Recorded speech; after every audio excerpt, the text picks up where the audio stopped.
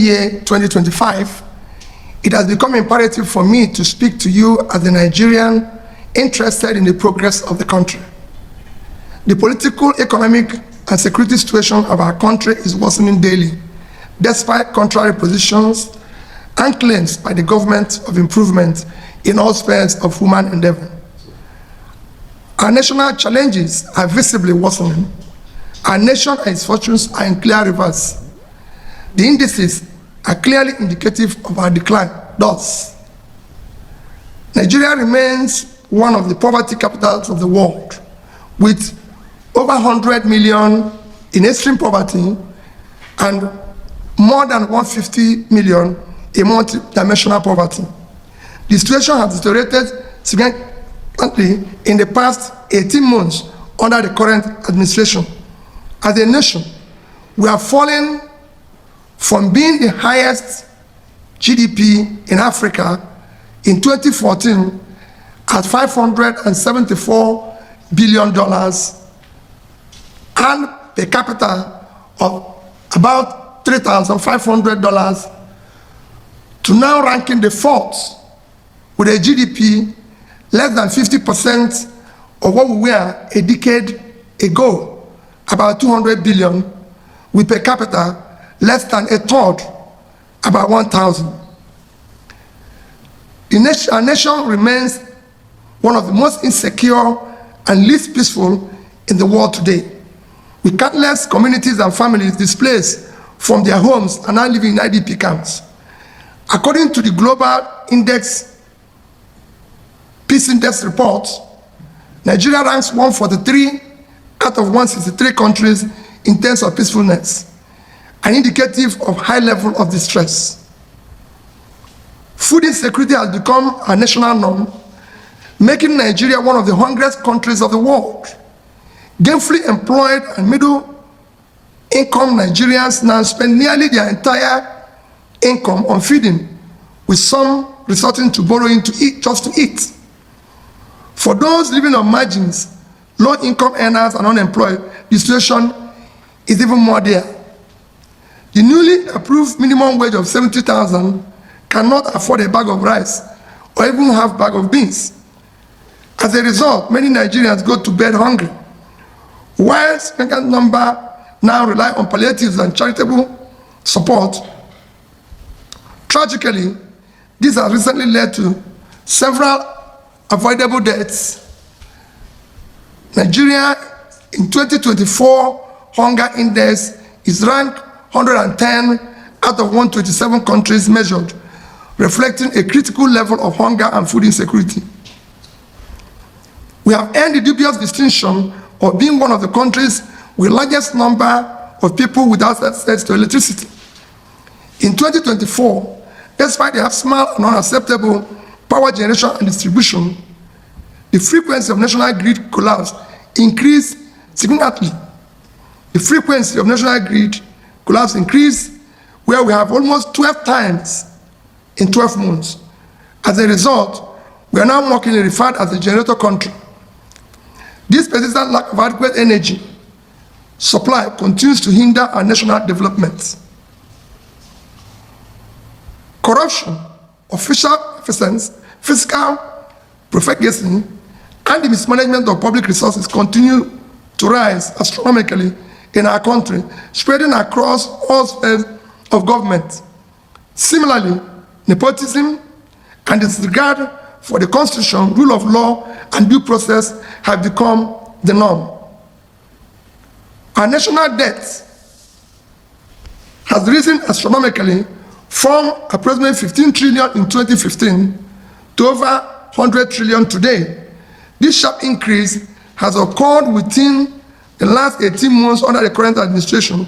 Ironically, these borrowings are largely allocated to non-generative programs and projects, leaving little to tangible development assets. Inflation remains an all-time high, businesses are collapsing, and manufacturing companies are barely surviving, further contributing to already high unemployment rates. We hold periodic elections that are no longer genuine, Our electoral process are visibly flawed, lacking transparency and credibility. Although Nigeria is a democratic country, the electoral process falls far below acceptable standards, with the people's vote often not counted. Suggestions on the way forward. From all indication, Nigeria urgently needs selfless and exemplary leadership across the three arms and tiers of government. However, this much-needed exemplary leadership must begin from the top. Since the ultimate responsibility lies with the president, I will direct my attention to him. Mr. President, present-day Nigeria aligns closely with Dr. Martin Luther King's powerful words. We are now confronted with fierce urgency of now. This is no time for apathy or complacency. This is time for vigorous and positive actions. Because we all love Nigeria and desire its prosperity, I would like to suggest some actions I will have personally approached differently. It is time to confront our national problems boldly, decisively, with a sense of urgency, and I suggest as follows. Commence a visible and verifiable reduction in cost of governance to be able to allocate much needed resources to critical areas of development such as security, health, education, and poverty alleviation. Aggressively and visible attention should be given to combating corruption effectively. While addressing past corrupt practices, we must ensure proper investigations and recoveries are related to missing funds or their sources. The focus should be on eliminating current and future official malfeasance through increased transparency and accountability in public procurement and contract awards, as well as thorough monitoring of execution of projects to ensure that limited resources are efficiently utilized and applied productively. All future borrowings must be tied to regenerative investment and visible, productive assets that will benefit the nation. This will ensure both productivity and ability to service and amortize such loans, rather than continue the current practice of accumulating massive debt with no tangible returns, which places undue strain on future development revenues.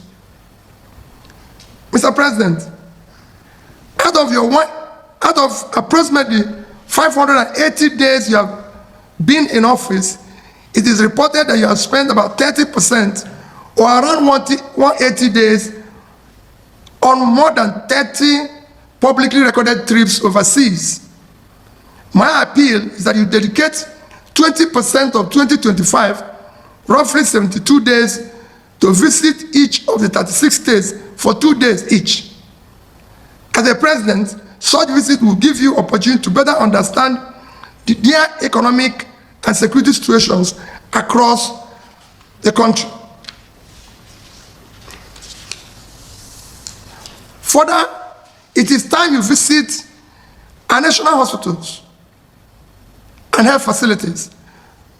You may consider, for example, that your next medical examination be conducted in one of our national hospitals or regional federal medical centers, such as FMC in Sokoto, Birnin Kebbi, Calabar, Umuahia, Akure, among others. This will allow you to assess the state of healthcare facilities available to Nigerians. It will also help you to understand the condition of our hospitals and clinics, enabling you to make informed decisions on how to upgrade and make them efficient. Endeavor to travel by road to observe the conditions of most highways. You can take short trips, for example, from Calabar in Cross River State to Uyo in Akwa Ibom, a distance of less than 100 kilometers, or from Benin in Edo to Warri in Delta. I recall taking President Obasanjo on a trip from Oka to Onitsha on the federal highway when I was governor of Anambra State. That journey prompted him to immediately approve reconstruction of parts of the road by Anambra State, with subsequent reimbursement by the federal government. Such actions are immensely valuable. Make both impromptu and planned visits to our tertiary institutions where our children and future leaders are being trained. This is essential to familiarize yourself with the available infrastructure, facilities, and amenities. These visits will provide valuable insights into whether the resources of the Tertiary Education Trust Fund are being utilized optimally, and what is needed to sustain education is being implemented. I recall President Shagari visiting University of Nigeria, Nsukka, where I was a student then, and telling us, I've seen the facilities myself, and I assure you of my intervention. Institutional facilities improved significantly thereafter. As Commander-in-Chief, visit our military formations and security agencies, especially during their field operations, and provide them with moral-boosting assurances and support for optimal efficiency. Reiterate that they and their families will always be taken care of. Mr. President, many Nigerians are refugees and exiles in their own country. Visit the IDP camps and assure Nigerians that they will soon be returned to their communities, that they are working hard to restore peace and normalcy in different parts of the country. Mr. President, you are no longer Governor of Lagos State. You are now the President of Nigeria. Therefore, consider spending your holidays in different parts of the country. Let your next Salah, Easter, or Christmas holidays be spent in Yola, in Sokoto, Jos, Akure, Yanegua, Abakaleke, among others. The single most challenging test you face is ensuring the future of elections are credible and truly reflect the will of the people. Finally, Mr. President, Nigerians need to hear from you directly, not through your proxies. Quarterly update on what you are doing to improve the situation is crucial. God bless you. God bless Nigeria. Thank you. This is not the first time he's coming out with such optimism. The reality of it is that while we do not expect 100% result, we want to see 100% effort. It's something you can say, for example, we're reducing cost of governance. People need to see it. People need to feel it. You know, I wait and see how inflation will come down from 34 to 15%. Because the main driver of inflation, as you know, is food. Or I see rice coming down from 100 to about 50. Beans coming down, all coming down below the minimum wage. Then we can begin to say yes. So it is not something you say. It is what you do and what people feel. Governance is about the feeling of the people, not you.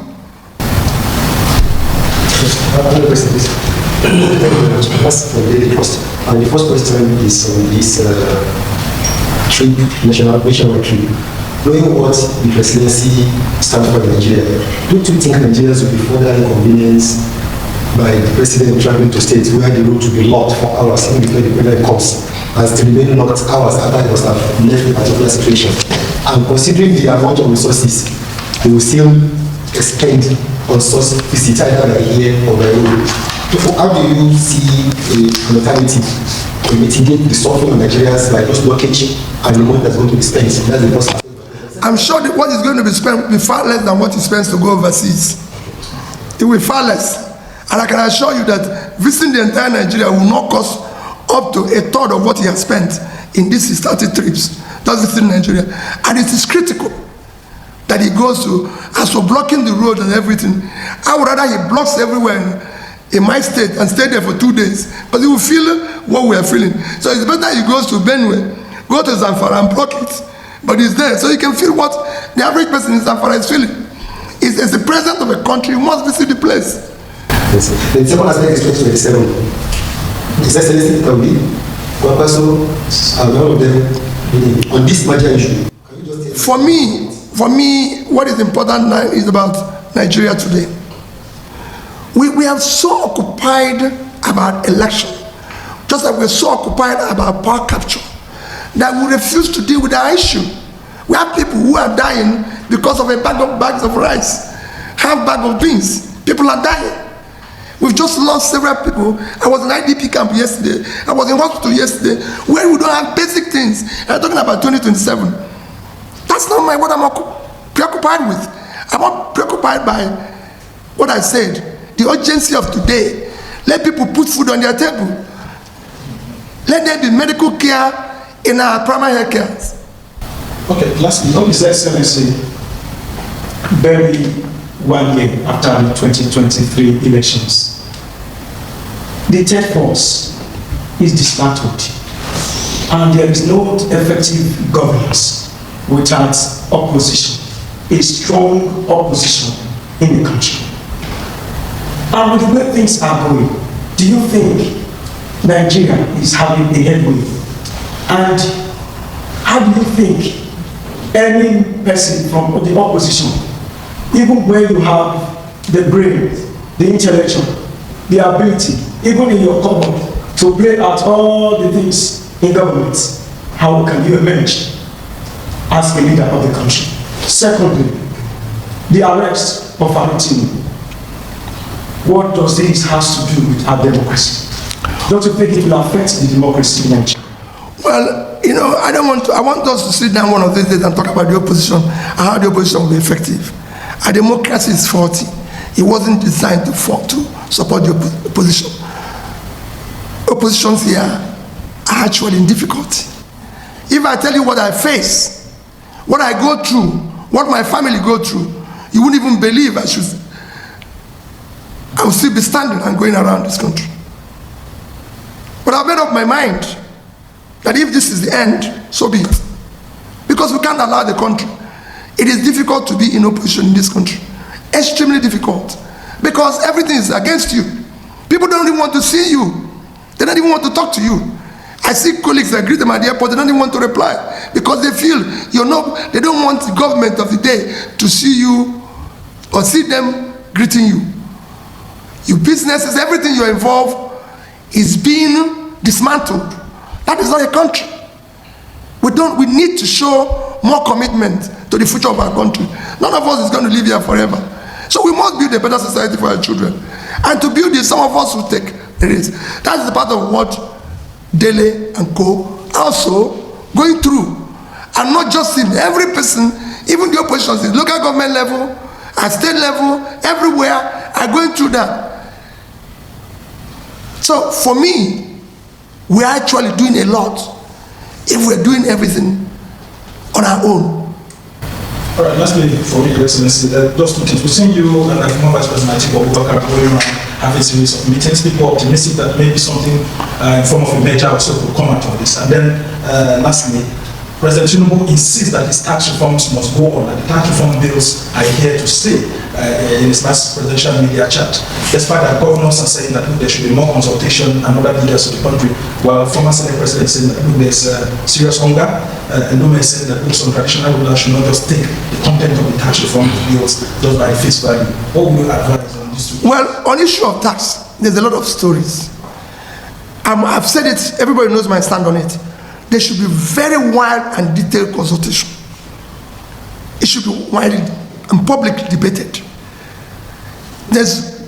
Government have consistently maintained that our tax to GDP, tax to this is very low. You've seen it every day. And I said it's wrong.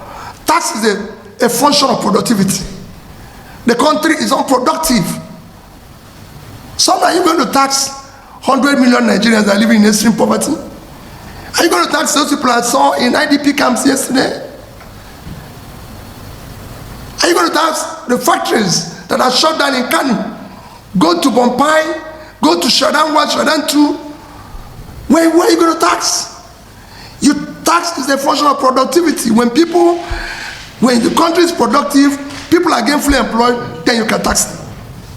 And we can generate more tax. What we need now is to reflect the country, make it productive, and then we can talk about generating more revenue. Let me assure you, what is on the table now is that everybody who means well should come together to get the country to work. There's a lot of, call it, lies. There's a lot of propaganda. There's a lot of, trying to, bamboozle the people going on here and there, which has to stop. Let's build this country. Let me say it again. None of us is going to be here forever. Those who did it yesterday are no longer here. But if you look at the country, it's collapsing every day.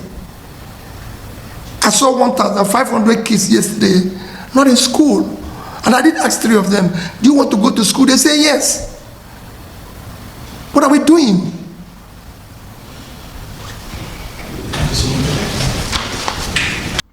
This is urgent call for President Tinubu to act now. This is January. New year has started. This is 2025. The year has finally come. This is urgent call for Tinubu to sit up all his ministers to work, because 2 years is going. Do you understand? So I like this. Yeah, this message will definitely get to them. They need to sit up. They need to tell us what they are doing. They need to tell us how they plan on solving this problem, because this country is full of problems as we speak now. It's full of problems everywhere. Hatred, ethnicity. So religious war. It's too much. Too much. So Tinubu and his minister, they need to come up with a solution to solving this problem for now. So we don't want these problems to continue now till January, now till December this year again. We don't want this problem. It's too much now for this country. The country is going through a lot now. Anyways, please share this video. Please subscribe to my YouTube channel. I'll be your guy. Run out for me now. Subscribe, please.